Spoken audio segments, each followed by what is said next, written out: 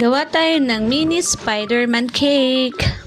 Ang trending na vintage cake with ribbon. Hi mga kases! So for today's video nga, papakita ko sa inyo kung paano gumawa ng mini cake Spider-Man theme. Dahil Spider-Man theme cake nga, syempre kailangan natin maglagay ng web. First nga, naglagay muna ako dyan ng white web icing para papatungan ko na lang siya ng black color kasi hindi siya pwedeng i-direct sa mismong cake ang black kasi mag-smudge lang siya. So, ang ginagawa kong technique, naglalagay muna ako ng unang patong ng icing bago ang mga dark color icing. Yes, struggle is real nga pag nagpapipe ng mga straight line, ng curve line. Hindi ka talaga hihinga best. Dahil mini cake nga lang ito, madali lang naman siyang matapos. Hindi katulad na pag malaking cake to, nako, ang sakit talaga niya sa pulso. For baby milestone nga lang pala to ng ating baby Suki. Kaya small cake lang siya.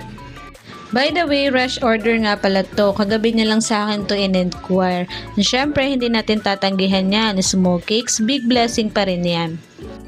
And tumatanggap naman talaga ako ng rush order basta bento cake at kaya naman yung kanyang design. And lagi naman akong may prepared na mga bento cakes. So ayun na nga, nag-dedication lang ako ng kanyang name. Hindi na nagpalagay si ma'am ng mahabang dedication. Name na lang daw ni baby. Mas madaling maglagay ng name sa board kesa magsulat sa mismong cake kasi anytime pwede mong burahin pag sa board ka magsusulat. So ayan na nga, tapos na yung cake natin. Naglagay lang ako ng print toppers. So yung pangalawa naman nating cake is, ang size niya ay 6 by 4 inches cake. Syempre, moist chocolate pa rin naman ang ating flavor ng cake.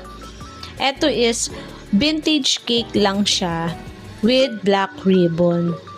Ito yung mga nauuso ngayon na madalas talagang ito yung ginagawa ko lately na mga design ng cake.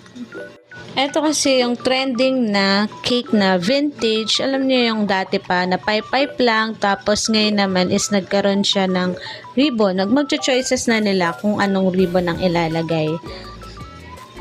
So yan nga, pinakinis ko lang yung cake. Then ayan, tiyara, hindi ko na pala na-videohan na nagpipe ako ng borders.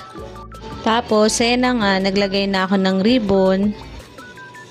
4 pieces ribbon lang. Hindi na ako naglalagay ng stick pagka, hindi naman siya nahuhulog.